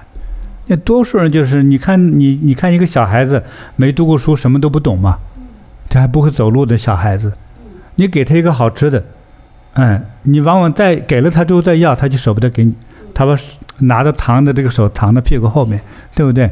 这个没人教的，为什么呢？就是人的本性是自私的。当一个人的这个自私的本性当一旦发生改变，说我把我的钱给你分享，我把我的鲜花给你分享的时候，这一个小的自私的这个人的心理状态就变得开始博大了。再加上功德概念，你供养的是佛菩萨，供养的是修行者，所以就会共一得万。那将来护法神都会把财富给你，而且你是一个心胸巨大的人，你不仅仅说我赚了这个钱把它存起来我慢慢花，你不是这样，你是给人去分享的，或者是天下有灾难的时候，你拿出这个钱财来给大家分享。对，所以人就变得精神上是一个富足的人，可能你的灵魂都变成金色的了，不是黄金比较值钱吗？你可能变成金色比较有值钱的灵魂。那精神上富足，是不是自然这个现实生活中就会变得富足了？他容易富足，因为凡是能够赚大钱的人他有一个状态，我就把这几句讲完，就证明了这一点。我接着讲讲第3条。第3条就是供佛礼佛呢，就是获得智慧。就是你从一个比较门缝里看人看事的人，是吧？门缝窗户缝看一个事物的时候，它都是叫短暂和局部的，对不对？就像盲人摸象一样，摸完象之后问你摸到的象是什么？摸到尾巴的人说像个大绳子，摸到腿的人像柱子，是吧？摸到肚子的人像山所以就是摸到耳朵的像扇子所以这个都是你是摸到局部那不对的，因为你可能开始突破了这个狭小的缝隙思维，开始变得大，因为你开始关注他人和世界了。第二个呢，你可能变成了一个高瞻远瞩的人。俗话说站得高看得远，你看你在10层楼我们看你的周围的时候和在1层楼的时候不一样吧？1层楼对面的1层的房子就把我们的视野挡住了，看到的只是那个墙壁和窗户。当我站在10楼窗户上往外看的时候呢，如果旁边的房子低于10层的话，你能看很远。尤其在乡下，我们在站在山顶上的时候，30层楼往下外看的时候，好像看遍了一个世界，对不对？对，所以你看的就这个宽度还有这个深度广度一下就变大了很多。对，所以你在将来你在看待事情、处理烦恼、处理人际关系、处理工作关系等等各种关系的时候，你就不会看得那么短浅了，知道吗？你不会说比如你的同事今天穿的衣服比你穿的更刺激一点对不对？比如说女生穿个超短裙来，你不会去刺激她，不会去骂她，你看得很远，说不定有一天你开心了也会穿个短裙来显示自己的身材美，对不对？所以你就不会临时说这个人穿了这么个衣服，让我就开始笑话他。啊，穿了一个有点破洞的牛仔裤，你不会笑他你们家这么穷吗？对不对？你立刻展望世界，说有一天我和我的孩子都可能穿更脏更差的牛仔裤，或者有牛仔裤穿就不错了。所以你不会笑话穿着破洞裤子的人。这都是你的世界观啊，你从来没见过，谈得上叫世界观吗？谈不上叫井底之蛙呀。越是井底之蛙，目光短浅的人才是看不惯所有这个世界的人，对不对？当你站得高看得远的时候，就你看这个世界就觉得是顺心的。但越是没有见识的人，看任何事物说他怎么会对着我来呢？好像他故意来搞我了。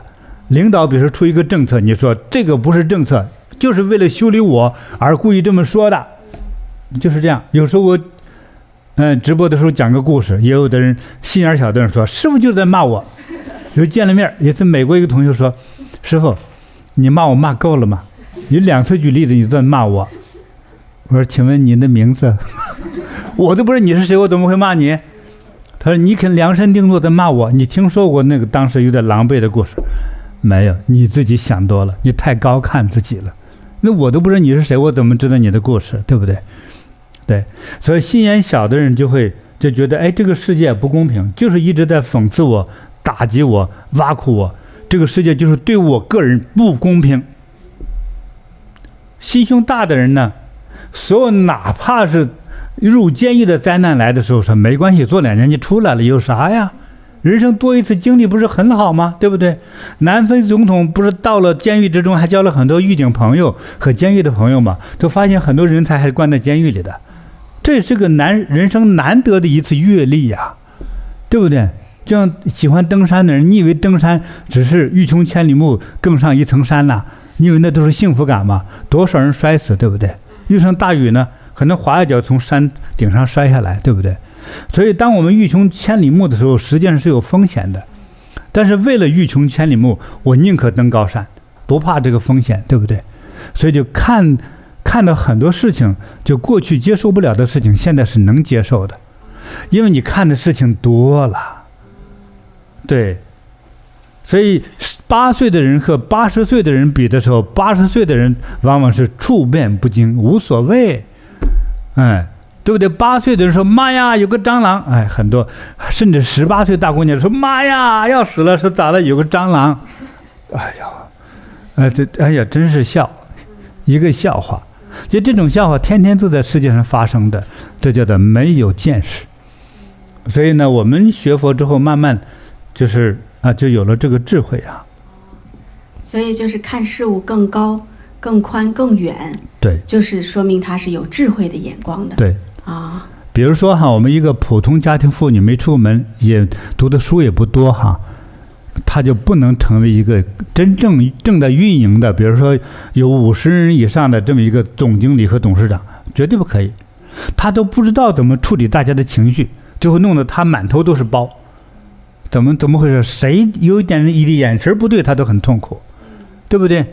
上次一说，你这个业绩还完成的不够啊，就急得睡不着觉，知道吗？心里头搁不下事情，对不对？凡是见过世面的老江湖，一直做总经理的时候，你再给我压力又如何呢？就不在乎的，所以还是等他见识够高、够广、更圆满，这样的人可以成为董事长、总经理、国家元首、统帅。没有见过世面的人说能领3个人就不错了，这种人领300万也没问题所以要高又宽又广。第4类呢，就是说容易获得自信学佛供佛之后忧郁症的人最大的一个真正的精神障碍是，第一，可能他的一技之长不够明显，对不对？咱看到了武林小说里头说，你会用什么武器啊？说用啥都用不灵，对不对？砍刀也砍不快，对不对？要飞镖总是射歪了，你这是要啥不行，怎么闯江湖，对不对？就是不管怎么着，你听说唐朝的程咬金吗？听过吧哈？听过。程咬金不会别的，也不会射暗箭，也不会吹飞镖，更不会下毒，就拿大斧子。他过去也是砍木头的，就是那叫樵夫。樵夫就是过去呢没有煤炭嘛哈，很多富人家如果要烧火的话，要烧的是木头，就到一些不成形的这个木头，他砍下来就拿出来再卖，啊，这叫樵夫。这个程咬金这个樵夫呢，他是力大无穷，啊，那他用斧子用得很准，对吧？像碗口粗的木头，他一斧子就劈下来，像我那砍10斧子才砍断。像你呢，砍70斧子才砍断，形同还用锯一样锯，拿个斧子再锯，啊，1个小时才锯下来，人家嚓一下1秒钟砍下来了，就是这样。他呢一共3板斧3招，这多数大将撑不过他3招，最多第3斧子准把对方头砍下来，就是这样，他很厉害，是不是？那你说程咬金有没有自信呢？对呀。他现在想砍谁砍谁，谁没自信呢？所以至少有招数，对不对？你是干啥的？说我有一招，我是比你厉害，才有自信呢。所以往往忧郁自闭的人呢，没有一招是光彩的，所以就不自信。但是学了佛之后，哪怕一招都不会，也是很自信，就天生的牛气啊！有自信呢，有自信的人就会阳光。就会该唱歌就唱歌，该跳舞就跳舞，像西班牙人一样，这离了婚都跳一场舞，对，就是这种快乐的感觉哈，就快乐因子特别丰富。因为什么？他自信，他总相信下一个会更好，我才不怕跟你离婚呢哈。对，所以呢，学佛之后呢，就是容易有自信的感觉。因为之前呢，我说这种忧郁的人是这样。他们遇到事情解决问题都是被动解决，说哇这个灾难来了，他不懂得铺垫和提前预知预感，啊，都是被动的面对好的坏的事情。那主动去面对和解决问题的人呢，往往把未来的不好提前就在预设当中就把这个事情就修好了，就把这个桥搭好了。等我下一步要走桥的时候，我是平安的嘛，对不对？是这样。所以就预知性的、主动性的去接受问题和解决问题。但是忧郁的人因为不自信呢，所以我害怕问题，说地震了千万别砸死我哈，我是怕砸死的，所以先一直不敢睡床上，一直睡桌子底下，还把桌子修结实一点啊。但是桌子不管怎么着也撑不住地震倒塌之后的楼板哈，一样把它砸死在里头。所以自信的人是主动解决问题，反而就能避开了很多烦恼与灾难，这个很好吧哈。第5就是利他，利他才就是像我说供佛也好，供养修行者大师父们也好哈，就是开始呢由小的自私的自我啊，变成呢把我放大了，我开始爱他人、爱世界、爱众生，就有了这个感觉。这个和恋爱是2回事，恋爱纯粹是个人行为找对象啊。我说的这个爱众生的概念，是对这个世界开始觉得，哎，真好啊，我好喜欢这个世界。当然也喜欢这个世界的人啊，各种个性都有，各种长相都有，所以对世界不恐惧，反而充满着爱恋，因为他有利他的精神。所以的话，当往往把自己的美好的，无论是财富还是歌声，还是美妙的画，或者是自己的一个发明，当叫做不谈条件的将给世界去分享这些好处，因为别人也需要嘛，去分享这些美好的时候，他的内心的格局哈，内心一个人的身体嘛，你的心脏才多大？这么一个小小的心脏，就装下了全宇宙。就你的世界就不再是那个公司、路途，还有家里的房间和家里的几口人，而是你关注的是整个的世界。是这样，和这个世界共存在、共荣辱。是这样的，所以他的这个内心就非常的博大。要想内心博大的人，一定容易做到事业有成的人。想做的这一步，一定要不断的学习利他的精神。这是佛教我们的利他。首先能够去做的利他，才是真正的菩萨的慈悲人生，才学会了什么叫做慈悲。对，这个时候当有了这样的利他的精神不断的产生，不断去执行的时候呢，你和这个世界呢就叫有机的融合到了一起。你爱这个世界，世界也爱你。当你有痛苦、麻烦、疾病和受折磨的时候，这个世界就会帮你解决，帮你把这些麻烦清理掉，很好吧？所以利他其实也是利己，但是利他的时候不要想说有一天会利我的，不要这么想。当总想着利我的时候，人的心还是被我对世界进行捆绑。当一捆绑这个世界，你又变小了。所以爱这个世界的时候是无条件的，是充满着恭敬与欢喜心，热爱这个世界的，是无条件的，这才叫真正的菩萨。这也叫做至少叫实地菩萨。对，无条件的爱这个世界。就像佛说，我们用慈悲的心爱这个世界，无论它是胎生、卵生、湿生、肝生、气生、化生、梦里生，凡是有众生，我们就去爱，这才叫无条件的爱整个的世界。人，我们的大脑一下就像天窗一样就打开了，与世界合二为一，我即世界，世界即我。对，感恩师父，太感动了，感恩师父给我们分享这么高尚美好的境界，那这一切都是从供养开始的。对，对，所以呢，过去还有人，你看我们今天给人偶尔看个命相指导一下哈，其实你真正的用心学佛之后，没人算得准他的命，因为佛教我们的说佛不是天生的，佛是学习来的。佛说我能成佛，众生皆能成佛，就是你要不要学而已。可能需要有一个条件，需要某种刺激和打击之后你才去学，是吧？像刚才那林先生一样凌晨3点钟做八卦，你以为他是勤快的人呢？那不叫病给逼的吗？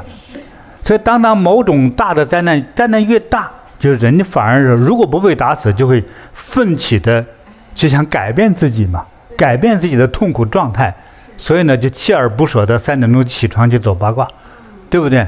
他为了活命，他为了健康的活着，他要关爱他的家人，对不对？所以才变得这么勤快啊，因为他天生勤快呀，是吧？人未来成佛也一样，你没受那么大的打击，没有那个压力，给你讲的这个佛法知识你是知道，但是从来没有执行过，因为没有到那个契机呀，没有把你折磨到没有一条生路在等你的时候，你根本人生没有出路的时候，对不对？你就不会去奋起反抗的。所以你要奋起的时候，一定有那么大的一个磨难会产生，对。所以但是给我们出路，就有人就觉醒了，我就去好好去做，好好去修行，去改变自己。因此呢，所以在这个我遇到很多位学佛的哈，比如说我在10几岁的时候遇到一位学佛的师父，我那时候10几岁，又像个30来岁，结不了婚，娶不上老婆，找工作也没人要，为啥呢？他有点傻。别人问你是哪里来的？说我吃饭了，他就回答这个。他总问，他回答一些不着调的东西，这个脑袋不知道怎么长的。就是我这不是东西半球长错了？我也弄不清，我够傻的，他比我还傻。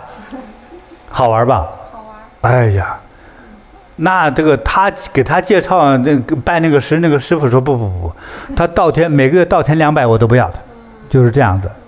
但是10几年之后我见到他之后，他在给人讲佛法，讲的那就头头是道，侃而谈，就像一位真正觉悟的大师傅一样，想不到吧哈？他之前介绍给他拜师那个师傅就没要他嘛，说这么傻的吗？谁伺候谁呀？对不对？他买菜他都能买错了，对不对？买白菜买回来是萝卜，他就根本就这么傻的人能还有什么用啊？结果发生这么大的改变。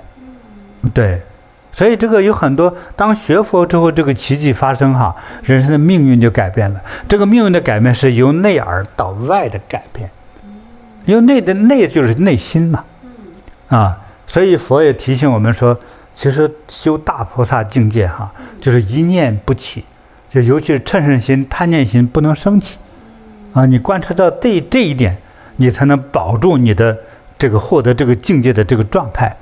知道吗？所以一刹那间一个意念的分别心啊、烦恼心来的时候，你都要注意去调整它，别让自己起这样的无明的烦恼。对。所以由内而外的改变呢，就最终导致了我们整个好像基因改变了，我的命运改变了。而你过去算命的，我遇到好几位都是这样的，有的时候50岁死的，30多岁死的，20岁死的，我都遇到了。但是有很多人学了佛之后，就关键到那几年没有死。我为啥那几年呢？50岁死的人60岁还没死，好几个算命的说了，这个到点就死，50岁死没死，活到78岁，20岁死的人活到60岁，对呀，他那就是癌症了。那个到化疗头发都脱光了，那都那个肝癌啊，能不死吗？就没死啊，到60岁啊，人才走了呀，这都是我10几岁遇到的人，对，所以我跟你说哈，学佛之后你的命哈就改变了，过去师父给我讲的说，2个鬼了在对话，到庙里，能在这儿说，回去给阎王爷没法交代。到庙里的后院的台阶上的2人商量说，回去见了阎王爷怎么交差呀？到庙附近的厢房里头，有一个人到庙头来做义工，给这个出家师傅去煮饭，说明明要死啊，说就是今天傍晚7点50分就把他带走，说扑了几次扑空啊，怎么捉不住他？就是他应该我们一捉就捉他灵魂，我们也是个灵魂嘛。一捉就捉住，对不对？就像人捉个羊一样，实实在在存在的。一扑个空，一扑个空，等看他的人就盯着看的时候，有一层淡淡的佛光。所以这个我们就不能碰啊，这是佛的人啊。为啥是佛的人啊？他改变了，他在做功德他那个能量，他的磁场改变了，最重要他的内心改变了。原来他是个非常自私的人，现在不是。他说我用我的余生对这个世界带来一点什么样的光和热，所以他就选择了煮饭。你看，他就到点就不死就捉不了走。说怎么交差呀？回去说谎吧，说叫他逃走了最后，其实阎王知道，那个人是在庙里吧？等他们再回来再那议论的时候，师父又听见了，说在庙里吗？是在哪个庙？是的，是吧？嗨，以后别到那个庙里出门，去抓人，以后要抓，就走出庙外来的人再抓他。就说对了，咱们在庙外头的庄稼地里蹲着等那个人出来，大家记住了哈。所以我们供佛、供僧、供道场，有无限的利益。我们就会发生由内而外的神奇的改变，命运就改了。太感恩师父了。那想要改变、想要得救的朋友们，现在就得行动起来，赶快我们菩提禅堂世界各地的道场都是从这个下个其实今天就有了今天也都有，其实比较快速主动的到场但是尤其是那是10几号5月24号是正日子，但是这周周六周日和下周周六周日都有。对，尤其是23、24对，这2天在各个道场都有举办浴佛法会的大活动所以大家呢，哪怕舀了一勺清水，浴了一次佛我相信你这一生都会避开了所有的车祸的灾难，就会那个功德是巨大的感恩师父，所以赶快去做吧。所以在佛前呢，这个舀了一勺水净水沐浴一次佛陀，上了一炷香，点了一盏灯你一生都会事事平安吉祥，赶快去做。感恩师太感恩师父了。那也非常感恩师父的慈悲。我们还有一些国际上其他区域的网友哈是没有禅堂的哈，在没有禅堂的区域呢，我们在菩提 College， 我们菩提学院网线上哈，会给大家提供网络浴佛，对，网络沐浴太子佛，洗尘得好运啊，给大家展示一下。对。同时呢，我们也有网络浴佛节的供灯，看我们到菩提学院网上，在上面点击浴佛节祈福点击之后呢，就到这个网页里来，然后就有2个红色的这个button 一个就是沐浴太子佛，我们点击这个，点击之后就可以选择沐浴太子佛。非常方便的选择之后写上受祈福人的姓名、供奉人的姓名就很好了，然后就加入购物车。那我们同时呢，还可以在佛前供一盏明灯为自己的心愿，为自己和家人需要求佛菩萨帮我们来满足心愿，让我们能够得到吉祥护佑、心想事成、家族兴旺我们都有这样的祈福灯来供网友朋友们来选择。非常的感恩师父。对，就是如果你那个地区离道场远或者是没有道场的地方可以到菩提学院来点灯供佛很好，我们各个道场都有活动。好，欢迎大家去做这份功德感恩师父。好，那师父还有一个好消息也正好是借助这个浴佛节，圣诞要来了我们有师父亲自谱写的浴佛礼赞对，是师父献给佛陀的歌就是代表着师父对佛的感恩和赞美。对，那这首歌曲呢，我们卡拉 OK 版也发布到我们的公共 YouTube 平台上了。对，那师父，今天我也是想祈请师父允许我代表网友朋友们一起来跟随师父，在这样一个吉祥的时刻，一起来唱这首浴佛礼赞。好的，来表达我们对佛陀、对师父的感恩、歌颂和赞美。好。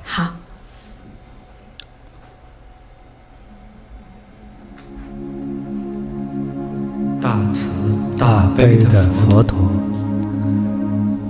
天地间最尊贵的觉者，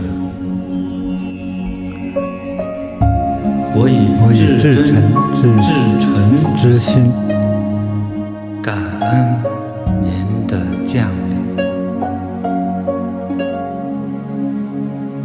是你的呵护，让我走出荆棘，是你的妙法，让我身心安康，是你的博爱，让我海纳百川，是你的大愿，让我永世追随，我愿千万次轮回，拜倒在您脚下，安久与您重逢，承接您的法藏，我愿千万次轮回，将您的慈悲播撒，领弱者寻常甘露，让一切众生自在吉祥。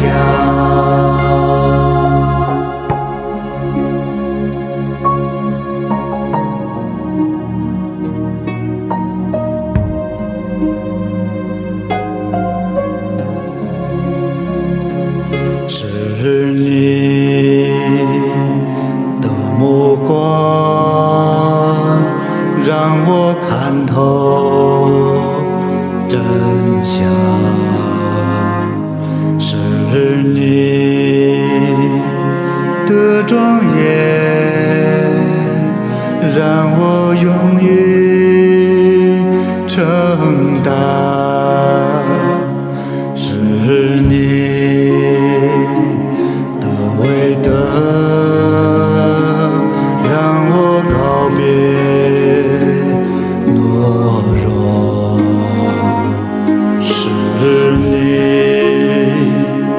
的教化，让我得以觉醒。我愿千万次轮回，拜倒在您脚下，盼恒久与您重逢，承接您的法藏。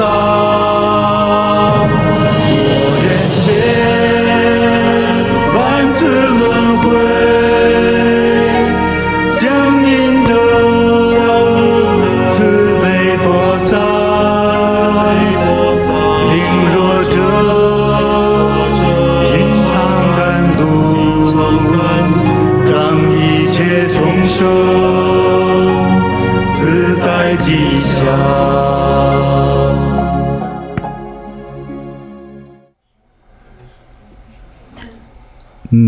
好，我们这个歌唱得很感动哈，感恩师父，那师父，也是下周的周六周日，正好也是赶到我们本地禅堂的一些浴佛活动哈，对，也是在这里代表全球的网友祈请师父，能够亲临这些浴佛活动。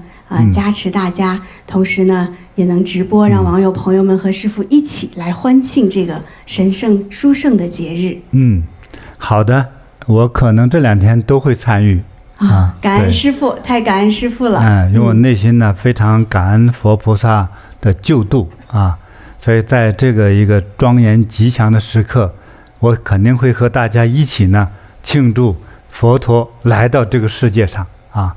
所以到时候我们可能有直播，感恩师父有可能是在上午好，周六周日，下周六周日，网友朋友们一定要记住了哈，期待哈，非常期待，到时候和师父一起来庆祝。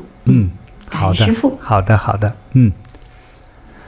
好，那今天的内容就差不多了哈，所以祝愿所有的朋友们呢都能够如意吉祥，收到，身体健康。幸福快乐，收到；寿比南山，收到。咱们周六周日再见，谢谢大家。感恩师父。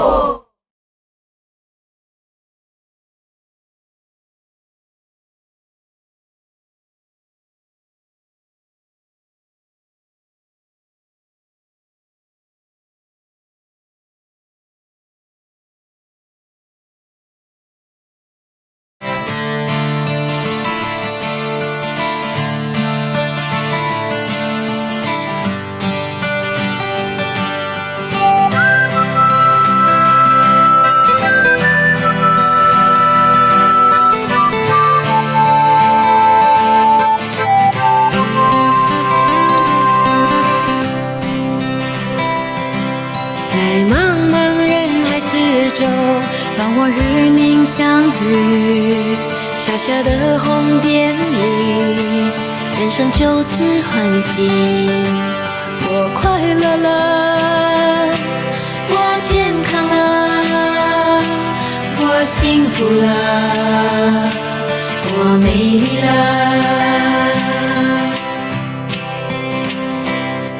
在茫茫人海之中，让我与您相遇，小小的红点里，人生变得神奇。